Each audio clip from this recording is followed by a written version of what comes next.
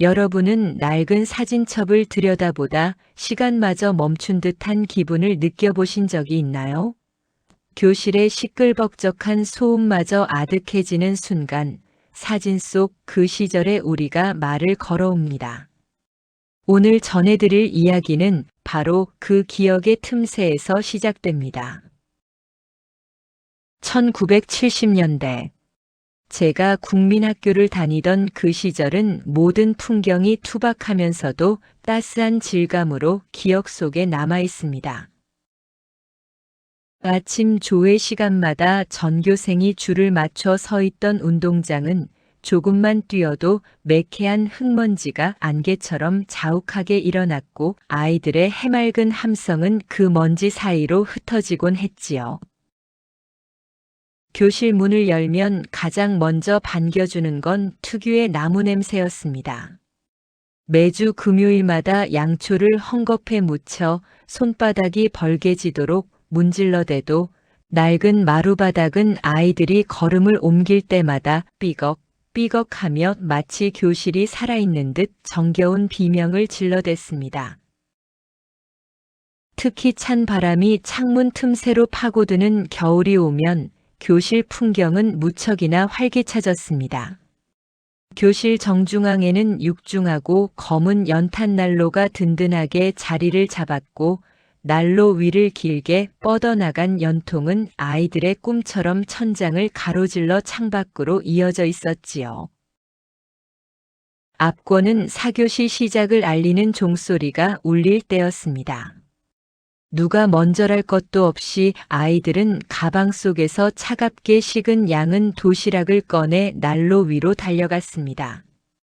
먼저 온 아이의 도시락 위에 내 도시락을 얹고 그 위에 또 누군가의 도시락이 쌓이며 금세 아슬아슬한 도시락 탑이 만들어졌습니다.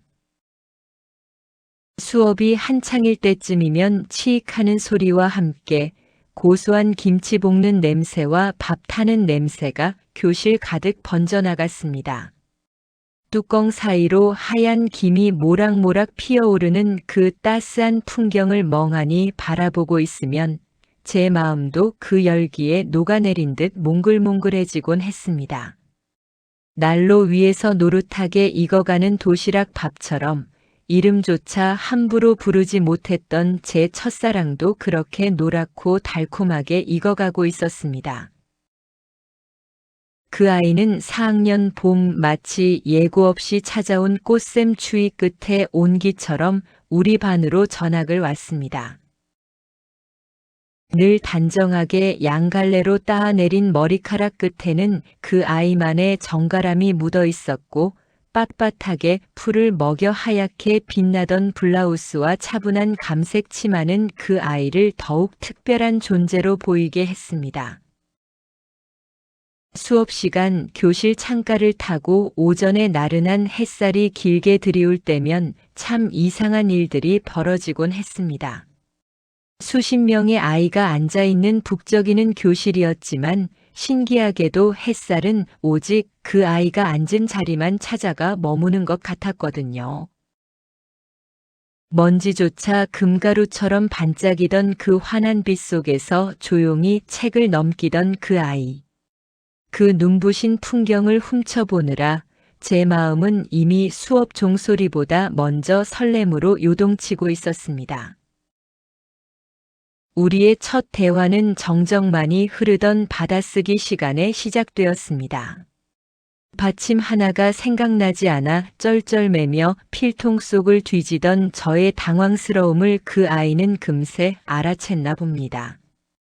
옆자리 그 아이는 아무 말 없이 자신의 하얀 지우개를 자로 꾹 눌렀습니다. 뚝 하고 지우개가 반으로 갈라지던 그 명쾌한 소리는 마치 제 마음의 빗장이 열리는 소리 같았지요. 뽀얀 속살을 드러낸 반토막 지우개를 내밀며 그 아이는 수줍은 듯 하지만 단호하게 속삭였습니다.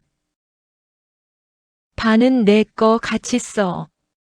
그 짧은 한마디에 제 심장은 그대로 바닥까지 쿵 하고 내려앉았습니다.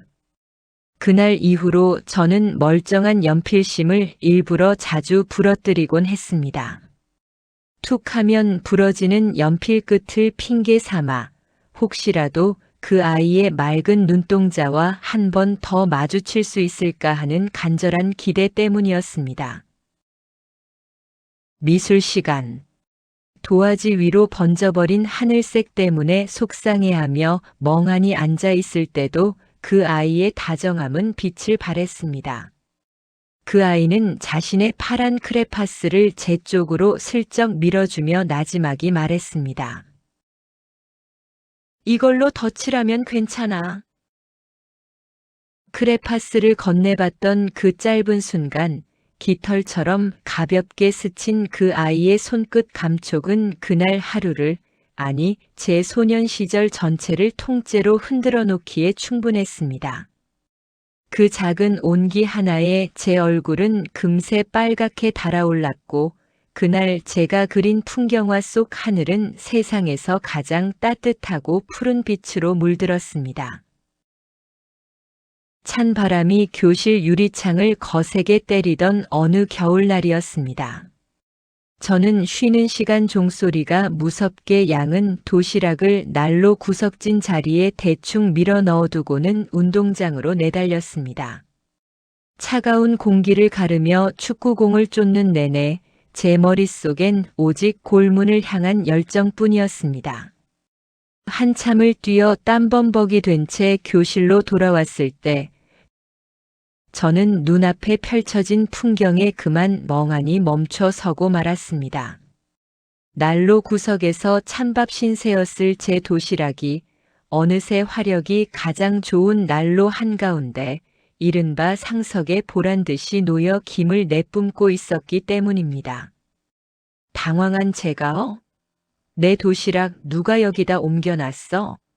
라고 묻자 주변 친구들이 낄낄거리며 짓궂은 눈빛을 보냈습니다. 그때 창가 햇살 아래 다소곳이 앉아있던 그 아이가 얼굴을 붉게 물들인 채 고개를 숙이고 나지막이 대답했습니다. 식으면 딱딱해서 맛없잖아. 내 멸치볶음. 그 짧은 한마디에 제 심장은 아까 축구를 할 때보다 더 거칠게 요동치기 시작했습니다. 내 반찬이 멸치볶음인 걸 알고 있었구나. 내가 운동장에서 뛰는 동안 내 차가운 도시락을 걱정해 주었구나 하는 생각들이 꼬리에 꼬리를 물었습니다. 뚜껑을 열자 짭조름하고 고소한 멸치 향이 김과 함께 확 끼쳐왔습니다. 그날의 멸치볶음은 평소보다 수만 배는 더 고소하고 달콤했습니다. 저는 입천장이 데이는 줄도 모른 채 마치 세상에서 가장 귀한 성찬을 대하듯 밥 한 톨 남기지 않고 싹싹 비워냈습니다. 괜히 쑥스러운 마음에 짐짓 씩씩한 척하며 난 원래 김이 펄펄 나는 뜨거운 밥이 제일 좋더라. 라고 허풍 섞인 큰 소리를 쳤지만 사실 제 얼굴은 뜨겁게 달궈진 연탄 난로보다 더 시뻘겋게 달아올라 도무지 고개를 들 수가 없었습니다. 그 온기는 도시락뿐만 아니라 제 소년 시절의 가슴 한구석을 아주 오랫동안 따스하게 데워주었습니다. 만국기가 펄럭이고 청군, 백군의 함성으로 들썩이던 어느 화창한 봄 운동의 날이었습니다. 저는 반의 명예를 걸고 달리기 대표로 나갔지만 야속하게도 결승선 바로 앞에서 간발의 차로 추월을 허용하며 2등에 머물고 말았습니다. 손등에 찍힌 2등이라는 붉은 도장이 어찌나 밉고 창피하던지요. 1등을 놓쳤다는 분함과 응원해주던 친구들에 대한 미안함이 뒤섞여 저는 입술을 꽉 깨문 채 씩씩거리며 교실로 돌아왔습니다. 아무도 없는 텅 빈 교실, 열기가 가라앉지 않은 제 책상 서랍 속에 손을 넣었다가 무언가 바스락거리는 촉감을 느꼈습니다. 조심스레 꺼내본 것은 삐뚤삐뚤하지만 정성이 가득 담긴 작은 종이 쪽지 한 장이었습니다. 그래도 내 눈엔 내가 제일 빨라 보였어. 쪽지에는 이름조차 적혀 있지 않았지만 저는 단번에 알 수 있었습니다. 단정하게 따은 머리만큼이나 깔끔하고 맑았던 그 아이의 글씨체였으니까요. 그 문장을 읽는 순간 조금 전까지 저를 괴롭히던 패배의 씁쓸함은 봄눈 녹듯 사라지고 가슴 속에는 말로 다 못할 간지러운 설렘이 피어올랐습니다. 1등에게 주어지는 그 어떤 거창한 상품보다도 그 아이의 짧은 위로 한마디가 저에게는 세상에서 가장 큰 훈장이었습니다. 저는 그 작은 종이를 보물이라도 되는 양 소중히 접어 바지 주머니 깊숙이 넣었습니다. 그러고는 운동회가 끝날 때까지, 아니 집으로 돌아가는 길 내내 주머니 속 그 쪽지를 만지작거렸습니다. 손끝에 닿는 종이의 거친 질감이 꼭 그 아이의 다정한 마음 같아서 저는 자꾸만 올라가는 입꼬리를 감추느라 일부러 먼 하늘만 바라보곤 했습니다. 하늘에 구멍이라도 난 듯 장대비가 쏟아지던 장마철의 어느 오후였습니다. 우산을 챙겨오지 못한 저는 처마 밑에 서서 발만 동동 구르고 있었습니다. 흙먼지 날리던 운동장은 금세 진흙탕으로 변했고 거센 빗줄기의 앞이 보이지 않을 정도였지요. 그때 누군가 제 곁으로 조용히 다가와 어깨를 툭 쳤습니다. 고개를 돌리니 그곳에 빨간 우산을 쓴 그 아이가 서 있었습니다. 그 아이는 아무 말 없이 우산을 제 쪽으로 깊숙이 기울여 주었습니다. 좁다란 빨간 지붕 아래 우리는 그렇게 나란히 걷기 시작했습니다. 빗방울이 우산 천 위를 두드리는 소리가 마치 요란한 드럼 소리처럼 들렸지만 제 귓가에는 제 가슴이 뛰는 소리가 더 크게 울렸습니다. 혹시라도 비가 제 어깨를 적실까봐 그 아이는 자기 어깨가 젖는 줄도 모르고 우산을 자꾸만 제 쪽으로 밀어주었습니다. 어깨가 스칠 듯 말 듯한 그 좁은 거리에서 우산 끝으로 똑똑 떨어지는 빗방울은 꼭 저희만의 비밀스러운 대화 같았습니다. 집 앞에 도착했을 때 이 짧은 동행이 끝나는 것이 못내 아쉬웠던 저는 당황한 나머지 마음에도 없는 엉뚱한 말을 내뱉고 말았습니다. 나 사실 비 엄청 좋아해. 우산 없어도 될 뻔했어. 비에 젖는 걸 제일 싫어하면서도 너와 함께 걷는 이 시간이 너무 좋아 그랬노라고 차마 말하지 못한 소년의 서툰 고백이었지요. 제 뜬금없는 허풍에 그 아이는 눈꼬리를 예쁘게 접으며 환하게 웃음을 터뜨렸습니다. 그러고는 나지막하고 다정한 목소리로 대답했습니다. 정말 다행이다. 너도 나처럼 비 오는 날이 좋아서. 그 아이가 건넨 나처럼 이라는 말 한마디가 제 가슴 속에 작은 파동을 일으켰습니다. 빗줄기 사이로 울려 퍼지던 그 아이의 맑은 웃음소리는 수십 년이 지난 지금까지도 비만 오면 귓가에 쟁쟁하게 들려오곤 합니다. 그날 제 한쪽 어깨는 흠뻑 젖어 있었지만 마음만큼은 세상에서 가장 보송보송하고 따뜻했던 오후였습니다. 꽃가루가 흩날리고 온 학교가 초록으로 물들던 5학년의 어느 눈부신 봄날이었습니다. 그날은 전교생이 운동장 스탠드에 모여 1년 중 가장 중요한 행사인 학급 단체 사진을 찍는 날이었지요. 선생님의 호령에 따라 아이들이 우르르 줄을 서기 시작했을 때 제 온 신경은 오직 그 아이의 위치에만 쏠려 있었습니다. 키 순서대로 서야 한다는 규칙 따위는 안중에도 없었지요. 저는 어떻게든 그 아이의 옆자리를 차지하기 위해 제 키보다 훨씬 큰 친구 뒤로 숨기도 하고 평소보다 무릎을 살짝 굽혀 키를 낮추는 등 어색한 몸짓을 하며 버텼습니다.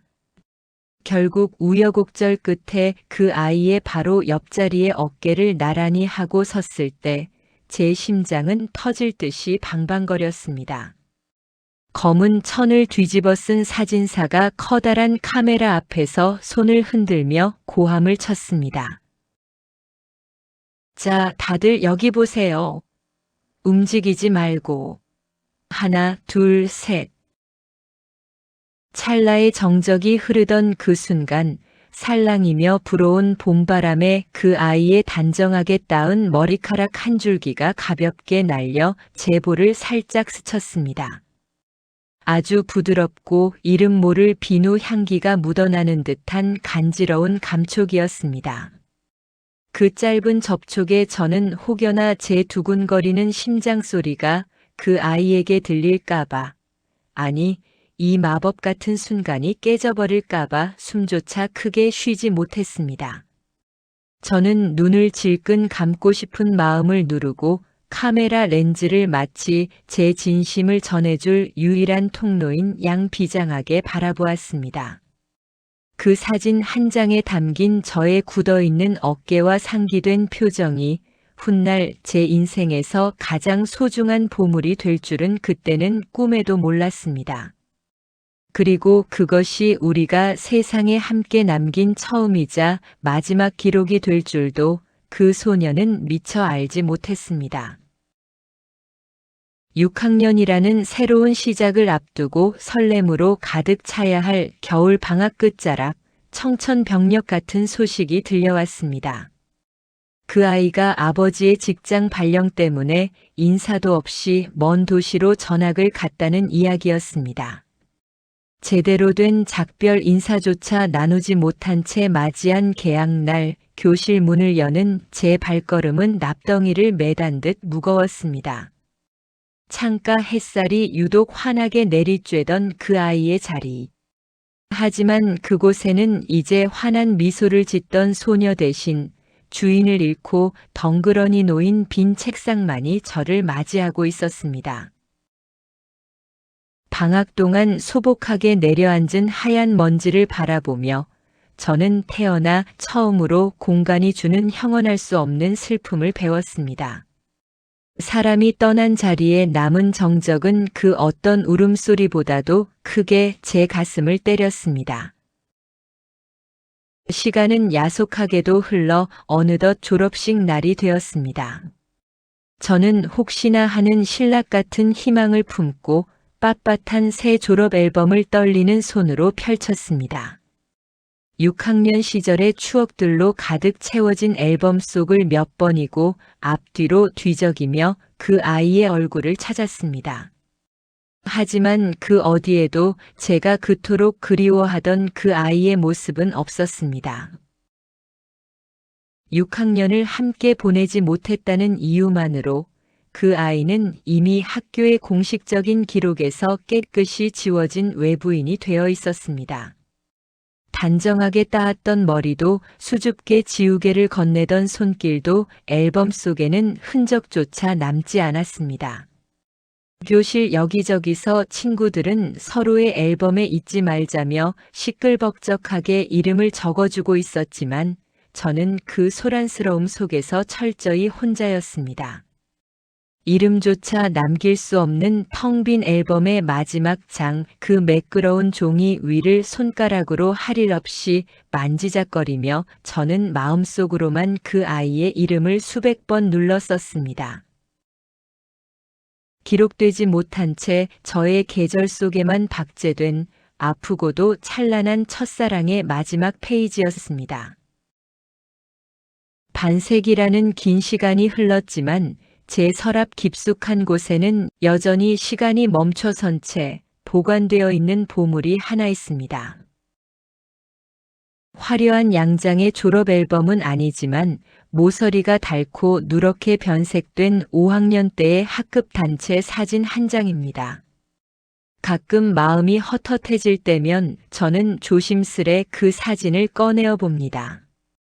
그러면 신기하게도 평면의 종이 위로 낡은 교실의 흙먼지 냄새와 매캐하면서도 따스했던 연탄난로의 온기가 안개처럼 피어오릅니다. 사진 한쪽 구석, 그 수많은 아이들 틈에서도 제 눈에는 단번에 들어오는 한 소녀가 있습니다. 단정하게 따은 머리에 햇살을 머금은 듯 수줍게 웃고 있는 소녀, 그리고 그 곁에서 조금이라도 더 커 보이고 싶어 괜히 어깨를 한껏 펴고 늠름한 척 서 있는 한 소년이 보입니다. 그 빛바랜 찰나를 손으로 가만히 쓸어보면 잊고 있던 감각들이 어제 일처럼 되살아납니다. 무심하게 툭 잘라 지우개를 나누어 주던 그 아이의 하얀 손길. 축구를 하고 돌아온 저를 위해 도시락을 명당 자리로 옮겨주던 그 고소한 멸치볶음의 마음. 그리고 장대비 속에서 제 쪽으로만 자꾸 기울어지던 빨간 우산의 배려까지 말입니다. 그때는 입 밖으로 내뱉는 순간 이 소중한 마법이 깨질까 두려워 고백 한마디 건네지 못했습니다. 하지만 오히려 그 서툰 침묵 덕분에 그 시절의 기억은 풍화되지 않고 제 가슴 속에 더 단단하고 선명한 설렘으로 남았습니다. 이제 와 돌아보니 그것은 단순한 사랑이라는 단어만으로는 다 담아낼 수 없는 감정이었습니다. 누군가를 진심으로 바라보는 것만으로도 온 세상이 환해지고 그저 곁에 서 있는 것만으로도 가슴이 터질 듯 뛰었던 제 인생에서 가장 순수하고 눈부셨던 단 하나의 계절이었습니다.